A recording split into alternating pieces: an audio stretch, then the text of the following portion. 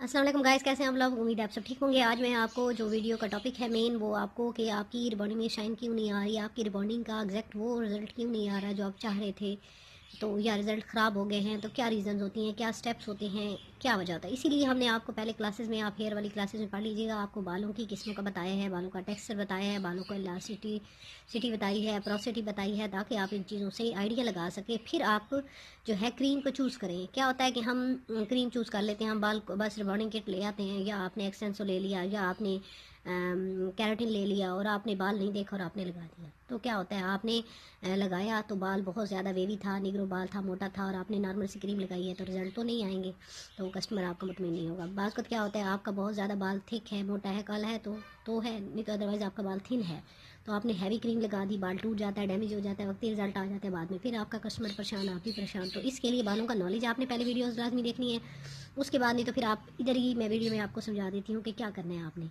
हमारे पास ना रिबॉन्डिंग की किट्स में भी आती हैं नॉर्मल, हार्ड और लाइट, इनमें 3 होते हैं तकरीबन, हर एक में 3 या 2 ऑप्शन तो लाजमी दिए गए हैं। पहले तो ऐसी किट्स आती थी, अब हैं तो कैरेटिन है हर चीज़ में, लॉरियल का एक्सटेंसो है उसमें भी, तो वो आपने इस चीज़ को देख लेना है। तो उसके बाद हेयर को देखना है, तो आपने समझना है कि हमने कौन सी चूज़, पहले सिलेक्शन ज़रूरी है सबसे पहले कि आप प्रोडक्ट की सिलेक्शन क्या कर रहे हो।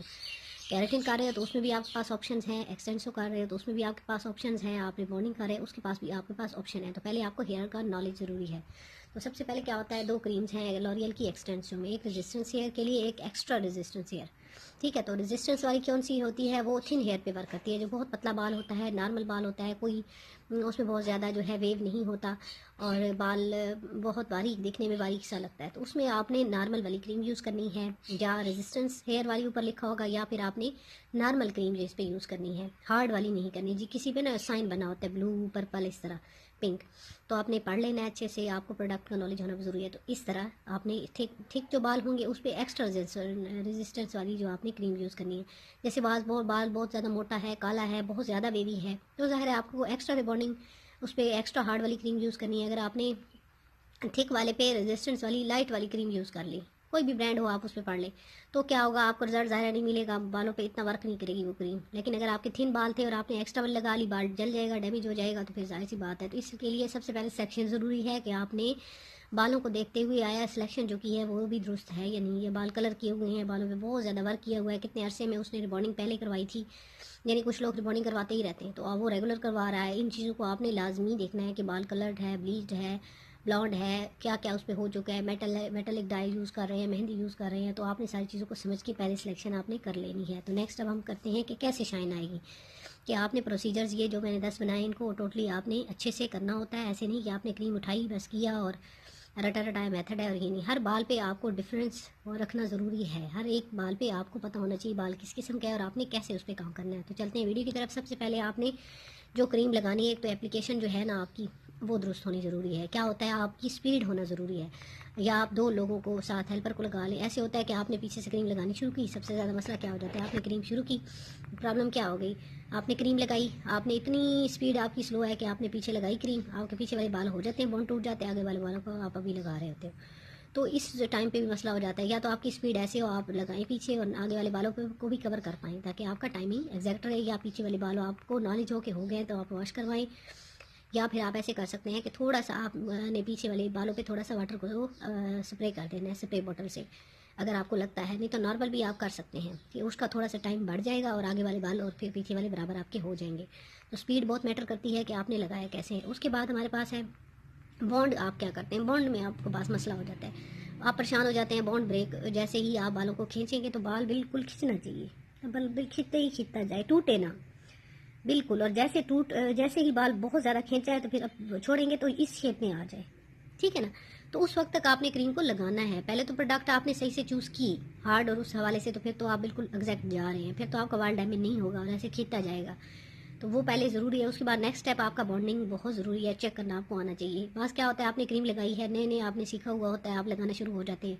आप पहले रफ ड्राई, आपके पास कटिंग वाले जो बाल हो, मैं आपको उससे स्टार्ट करूँगी सिखाना, तो आप कटिंग वाले बालों पे ही बॉन्डिंग करना शुरू करें, फ्रेश कटे हुए बालों को पे, या एक लेट पे करें। उससे क्या होगा, आपको आइडिया हो जाता है। अब क्या करते हैं, बालों का बॉन्ड सबसे पहली जो गलती इसमें करते हैं, आपने जैसे बाल को खींचा, बाल टूटना शुरू हो गया, बाल टूट जाता है, दे ऐसे लंबा खींचते हैं, थोड़ी देर बाद टूट गया, आप डर जाते हैं कि बाल तो टूटना शुरू हो गया है, ओवर प्रोसेस हो गया, जल्दी से वॉश करवा दिया, तो बॉन्ड तो अभी टूटा ही नहीं है, बाल तब टूट जाता है। आप नॉर्मल बाल को अभी भी खींच के देख लें, एक बाल नहीं उसको खींचें आप, तो बाल फ़ौरन से टूट जाएगा थोड़ी देर खींचने के बाद। तो ज़ाहिर है बालों का भी तो बॉन्ड ही नहीं ब्रेक हुआ, तो आप परेशान होकर जल्दी जल्दी इसको वॉश करवाते। तो सबसे पहले है कि बालों की बॉन्ड को तोड़ना बहुत ज़रूरी है, आप इसको अच्छे से समझ लें, ठीक है ना।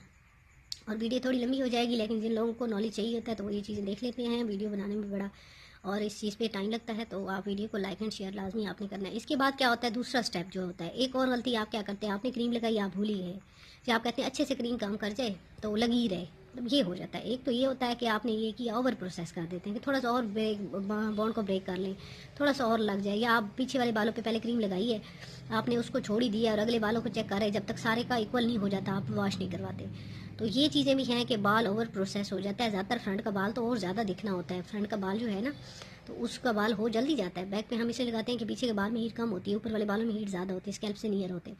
तो लेकिन ये है कि हम इन चीज़ों का डिफरेंस नहीं करते, तो इस वजह से क्या होता है, कुछ बाल ओवर प्रोसेस हो गए हैं, कुछ बाल ब्रेक बॉन्ड नहीं हो रहे, कुछ बालों को ब्रेक बॉन्ड हो गया है बहुत जल्दी। तो ये है, तो सारे बालों का आपका इतना तजर्बा होना बहुत ज़रूरी है कि सारे बालों का आपका बॉन्ड सही से टूटे, फिर आप जो है नेक्स्ट प्रोसेस की तरफ जाएँ।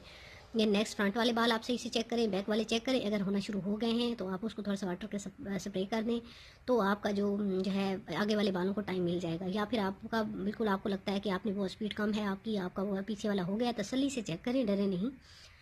ऐसे बहुत जल्दी अगर आपकी क्रीम की सिलेक्शन अच्छी है तो फिर आपके बाल ख़राब नहीं होंगे। या कलर और ट्रीटेड हेयर के लिए अलग अलग अब तो किट्स आ गई, पहले तो ये चीज़ें नहीं थी, तो वो सही है, तो आपका बाल नहीं ख़राब होगा। तो आपने इसको ध्यान में रखते हुए अच्छे से बॉन्ड टूटे और ओवर प्रोसेस भी नहीं करना, इससे भी आपका बाल ड्राई होता है, डैमेज होता है, फिर आपके रिबॉन्डिंग का जो है रिजल्ट वैसा नहीं आता। तो नेक्स्ट उसके बाद आ जाता है आपने बालों को कैसे वॉश करवाने हैं। आपने नॉर्मल वाटर से ही वॉश करवाना है, शैम्पू नहीं लगाना, नॉर्मल वाटर से ही आपने अच्छे से ही बालों से क्रीम, वार्म भी नहीं करना, क्योंकि आप देखिए ना कुछ लोग वार्म वाटर यूज़ कर रहे हैं, सर्दी है तो वार्म क्रीम इतनी हार्ड होती है कि उसमें पहले से ही हीट है, आगे आपने बालों को हीट देनी है। गर्मियों में ठंडे से यूज़ कर लेते हैं कि बालों, तो हीट का टेम्परेचर आगे पीछे होता है, पीएच लेवल बढ़ता कम होता रहता है। तो कोशिश करें बिल्कुल नॉर्मल वाटर से आप रिंस करवाएं और अच्छे से क्रीम निकालनी बहुत ज़रूरी है। बस क्या होता है, आपने क्रीम कुछ कुछ निकाली, अंदर रह गई, आपने अगला प्रोसेस शुरू कर दिया, तो फिर मसला हो जाता है। इससे भी आपके बालों में शाइन नहीं आती, बेशक बॉन्ड अच्छे से टूटा हो लेकिन क्रीम ही नहीं निकली बालों से। तो आपने बेशक सिंपल पानी यूज़ करें, एक्स्ट्रा जो पानी आपका जो है वो ना गर्म हो ना ठंडा हो, नॉर्मल हो, उससे आप अच्छे से बालों से क्रीम का निकालना बहुत ज़्यादा ज़रूरी है। तो नेक्स्ट स्टेप आपका ये बहुत ज़रूरी है, ये आप इसको लाइटली ले लेते हैं, उसको कस्टमर को खुद ही कह देते हैं वॉश कर ले, तो आपने देखा ही नहीं, सही से वॉश नहीं किया, ठीक है। तो अच्छे से आपने बालों को रिंस करवाना है। नेक्स्ट होगा blow dry. Blow dry top to end होगा। क्या होता है, क्योंकि ये आपका बड़ा मैटर करता है, आपने बाउंड तोड़ा हुआ है बालों का, जिस शेप में आप करेंगे आपका बाल उसी शेप में जाएगा। तो ब्लो ड्राई आप ऊपर से टॉप से नीचे की तरफ आएंगे, ना कि आपने नीचे, ऐसे नहीं है कि किसी को भी कह देते हैं, बाजू बच्चियों को कह दिया कि आप सुखा दें और नेक्स्ट काम में लगे, ये नहीं। आप अगर है तो जाओ, आप रिबॉन्डिंग के लिए जो भी जिसको भी खड़ा करेंगे वो आपका एक्सपर्ट साथ आपके साथ रिबॉन्डिंग ही करवाता हो, आपका हेल्पर, उसको नॉलेज होना बहुत ज़रूरी है, वही सारे काम आपके साथ करवाए। चाहे 2-3 लोगों का काम होता है पॉलर्स में, आप जब ये चीज़ें करते हैं तो आपने साथ हेल्पर रखे होते हैं, तो हेल्पर का नॉलेज बहुत ज़रूरी है। ऐसे ना हो बस आप उसको दे दें और सुखाता रहे बालों को, तो बाल फिर आप चाहे जितना भी ऊपर वर्क कर लें तो वो, या वो कहीं ज़्यादा ही दे रहा है कहीं कम दे रहा है, तो पहले से ही बालों पे ट्रीट काम हुआ है, किसी के बाल पहले से डैमेज और कलर वाले बाल, आजकल तो बहुत ज़्यादा ये चीज़ें हैं, तो वो कहीं एक जगह हीट ज़्यादा दे रहा है, फिर आगे आपने आयरनिंग भी करनी है, तो आपका मामला हो जाता है ख़राब। तो आपने प्रॉपर ब्लो ड्राई और कोशिश करना है, थोड़ा सा खैर है टाइम ज़्यादा लग जाए तो नॉर्मल ड्राई भी होने दे बालों को, ठीक है। तो बिल्कुल साथ लगा लगा के हीट नहीं देनी, हवा से ही आपके बाल सूखें, और बहुत ज़्यादा ठंडा भी नहीं। आपने बात है बहुत ज़्यादा कूल कर देते हैं बालों को, ठंडे भी आजकल ब्लो ड्राई है जो ठंडी ठंडी हवा से भी, तो आपने नॉर्मल से ही करना है। इसके बाद हो जाती है आयरनिंग। आयरनिंग बहुत ज़्यादा आपके जो पास नॉर्मल सा घर में पड़ा होता है, आप उसी से ही आयरन करते हैं। आपका जो है एक तो पहली बात है, आपका जो नॉर्मल हो, जो भी आयरनिंग वाला आपके पास स्ट्रेटनर हो, वो आपने जो अलहदा लिया हुआ हो, बस मैं स्पेयर ही आप रखें उसको, वो सिर्फ आपका रिबॉन्डिंग में काम आए, ताकि वो आपका उसकी हीट टेम्परेचर, उसके जो ऊपर स्टील की सिरेमिक की प्लेट्स होती हैं वो डैमेज ना हो। तो आइकॉनिक का या आपके पास ऐसा हो जिस पे वाज़ेह तौर पे लिखा हुआ प्रोफेशनल यूज़ फॉर स्ट्रेटनिंग, ऐसे ट्रीटेड हेयर के लिए, और इस तरह जो फिलिप्स का वेगा का लिखा होता है, बट वो उस तरह से होते नहीं है। तो या तो स्टील और सिरेमिक से शाइन आती है, स्टील वाले से सिरेमिक आपने यूज़ करना है, इस स्टेटमेंट में, और आप अपना अलहदा रखें जो आपका सिर्फ इसके लिए अच्छे वाला हो। नॉर्मल आप करते रहते हैं, जो आपके पास कस्टमर आते हैं वो आप अलग से रख लें। बस क्या होता है, आपकी ये जो आप रूटीन में भी ये यूज़ कर रहे हैं, आपके पास रेगुलर क्लाइंट आते रहते हैं तैयार होने, जो आपने यही वाली यूज़ करते रहते हैं, आप रिबॉन्डिंग करने लगे जब, तो आपका स्ट्रेटनर जो है उस क्वालिटी उसकी ख़राब हो चुकी है, प्लेट्स उसकी ख़राब हैं, तो आपके रिबॉन्डिंग में शाइन कहाँ से आएगी? शाइन तो आती नहीं चीज़ों से है। तो स्टील का हो, आइकॉनिक का भी बहुत अच्छा है, सिरेमिक हो, क्यूने का है, बड़े बड़े ब्रांड्स हैं, बहुत ज़्यादा इनके अच्छे हैं, और सिर्फ वो रिबॉन्डिंग के लिए भी आते हैं। तो वो आप अच्छे वाला आयरनिंग का जो है आपका जो भी आप यूज़ करें वो सबसे ज़बरदस्त होना चाहिए। तो वो करनी भी आपने आयरनिंग बहुत अच्छे से है। इसके बाद आयरनिंग के लिए टेम्परेचर क्या होना चाहिए? टेम्परेचर भी आपको बहुत ये अहम बात है। आप क्या करते हैं, हर एक बार पे आपका टेम्परेचर, आपको लगता है कि जब आप नॉर्मल आप किसी को स्ट्रेट करके बाल दे रहे हैं तो आप टेम्परेचर 180 रख रहे हैं, तो अदरवाइज़ रिबॉन्डिंग में तो 230 ही, रिबॉन्डिंग में तो बस 230 कर देना है। इससे ऊपर भी जाती है हीट तो जाने दो, बस रिबॉन्डिंग में तो हमें हीट ही चाहिए। तो क्या होता है, आपका बाल जल जाता है, ड्राई हो जाता है, डैमेज हो जाता है। तो क्या मसला है, इसमें हीट बहुत ज़रूरी है, कि आपको नॉलेज होना बहुत ज़रूरी है। तो आपने क्या करना है, आपके बालों को टेक्सचर, वही वाली बात आ जाती है, बालों को आपने समझना है कि आपके बाल हैं कौन से, आप किस पे क्या यूज़ कर रहे हैं। अगर आपके बाल पतले हैं, आपके बाल पहले से कस्टमर ने पहले बार बार रिबॉन्डिंग कराई हुई है, कलर करता रहता है, बाल बाल ब्लीच्ड हेयर है, पतला है, कमज़ोर बाल है, तो 180 से ऊपर आपने नहीं जाना। आप मेहनत कर लें, थोड़े थोड़े बाल लेके हीट दे दें। बट आप देखें ना, आप किसी कपड़े को भी प्रेस करते हैं, पुराना फटा हुआ है, आप देखते हैं कि उसको इतनी हीट नहीं चाहिए। या बाज़ कपड़ा लॉन है, काटन है, मुख्तलिफ़ किस्म के कपड़े होते हैं, उनको आयरन करने में होता है। रेशमी कपड़ा है, उस पर कम हीट आप लगाते हैं, जल ना जाए। तो इन चीज़ों पे, कॉटन पे जैसे है वो जलता नहीं जितनी भी हीट दे दे। तो इस तरह बालों में भी यही चीज़ है कि आपने टेम्परेचर को मस्ट देखना है। ये नहीं कि आप रिबॉन्डिंग कर रहे हैं तो आप बिल्कुल हीट ही दिए जाएँ।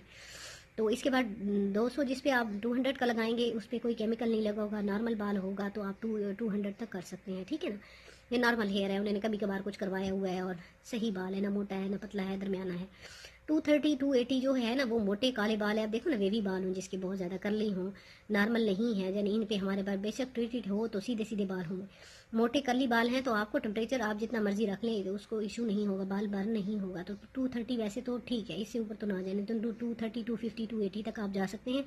बाल निग्रो है, मोटा है, काला है, एक्स्ट्रा वेवी है, तो ज़ाहिर है आयरनिंग आपको पतले पतले सेक्शन लेके अच्छे से प्रेस करना है, ठीक है।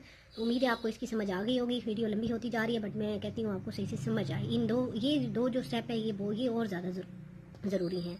अच्छा, न्यूट्रलाइज़र पे बात जब आ जाती है, आप इस जो पहली क्रीम लगाते हैं ना, फिक्स रिलैक्सर, उसमें तो आप डर रहे होते हैं, आपने क्रीम लगाई, आपने ऊपर खड़े रहे, आपने चेक करते रहे, सारा कुछ हो गया, बाकी जितने भी स्टेप्स होते हैं आप छोड़ देते हैं। आप न्यूट्रलाइज़र को क्या करते हैं, रटा लगाया होता है कि 15 मिनट अगर आपको लगे रिबॉन्डिंग पे, तो उससे हाफ लगेंगे, 7.5 मिनट आपने लगाने हैं न्यूट्रलाइज़र के, रटा रटाया। तो ऐसा नहीं होता, आपने अच्छे से इन चीज़ों को समझना होता है। आपने रिबॉन्डिंग की, जैसे आप, या फिर इस टेम्परेचर से आइडिया, जिस पे आपने 180 रखा था उस पर आप 5 मिनट कर लें, 200 वाले पे 10, 230 पे 15 या 15, तो आप ऐसे रख लें। या फिर आप बालों को समझ लें, देखिए आपका बाल जो है ना किस तरह से ट्रीटेड है, पतला है, मोटा है। अगर तो आपका बाल नॉर्मल था, आपको कोई भी इशू नहीं रहा, बालों पे कलर था, ट्रीटेड हेयर थे, आपका बॉन्ड ब्रेक भी जल्दी हो गया था, तो फिर आप 5 मिनट कर लें। अगर आपका बाल नॉर्मल है तो आप 10 मिनट रख लें, 15 मिनट रख लें, भाई थोड़ा बाल 12 मिनट रख लें, हो जाते हैं न्यूट्रलाइज़र। 15 मिनट में तो फिर रखेंगे आप, जिनके मोटे निगरो बाल थे तो आपको 15 से 20 मिनट देने हैं, ताकि वर्क अच्छे से। न्यूट्रलाइज़र तो असल फिक्सर है। तो जब आपने बॉन्ड भी ब्रेक किया, सारा कुछ कर लिया, लेकिन आपने क्या किया, आपने 15 मिनट दिए क्रीम को, उसको ज़रूरत 20 मिनट की थी, और आपने वॉश करवा दिया, तो बालों का बॉन्ड टूटा रह जाएगा, जब वो फिक्स ही नहीं होगा।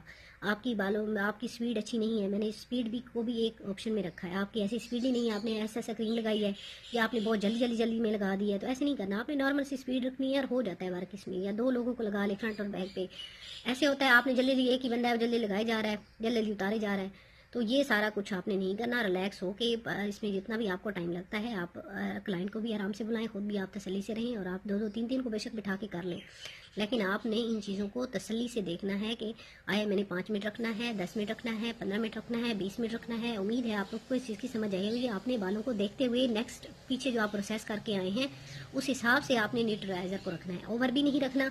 ये बाल लोग न्यूट्रलाइज़र कहते हैं अच्छे से होता रहे, फिक्स बाल लगा ही रहता है आधा आधा घंटा, तो ये भी नहीं करना कि ओवर लगा देना है, ये भी ना हो कि आप उतार रहे हैं। तो इस चीज़ को समझना भी बहुत ज़रूरी है। कुछ लोग कहते हैं हम लोग बहुत मुश्किल बना दें, तो मुश्किल नहीं है, बट आप समझ के चलेंगे तो आपको ये चीज़ें मुश्किल नहीं लगेंगी, बहुत आसान है रिबॉन्डिंग भी, बट आपको नॉलेज होना बहुत ज़रूरी है। ऐसे नहीं है कि आपने बस क्रीम ली और कुछ घर बैठे ही हो जाते हैं, ऐसे नहीं है, आप प्रोफेशनल होकर सीख के फिर ये काम कर सकते हैं।